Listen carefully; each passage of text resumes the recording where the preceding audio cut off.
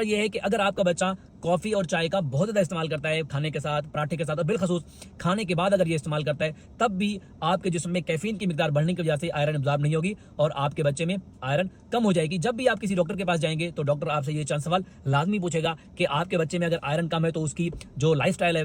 वो कैसा है, वो खाना पीना उसका कैसा है, उसको बार बार मोशन या उसका पेट खराब तो नहीं रहता। और उसके अलावा आपसे कुछ ब्लड टेस्ट भी करवाए जाएंगे कि आपने खुद से तो नहीं समझ लिया कि आपके जो बच्चा है वो बीमार है या उसमें आयरन की कमी है। इसलिए उन टेस्ट के अंदर फुल ब्लड काउंट कराया जाता है, क्योंकि जब आयरन की मिकदार कम होगी तो आपके जिस्म में हीमोग्लोबिन की मिकदार भी कम हो जाती है। तो हीमोग्लोबिन देखने के लिए और आयरन लेवल भी कराए जाते हैं कि कहीं आपकी जो बच्चे की आयरन है वो नॉर्मल तो नहीं है, आपको सिर्फ महसूस तो नहीं हो रहा। तो ये सब कराने के बाद आपको पता चलेगा कि आपके बच्चे में जो आयरन की कमी वाकई है या नहीं है। अगर इसकी अलामत के ऊपर बात करें तो आपका बच्चा मोस्टली थका थका रहेगा, स्कूल जाने का उसका दिल नहीं करेगा, उसको किसी काम करने का दिल नहीं करेगा और उसको सांस में तकलीफ होगी और उसके साथ साथ आपको ये लगेगा कि वो हर टाइम सोता रहता है, हर टाइम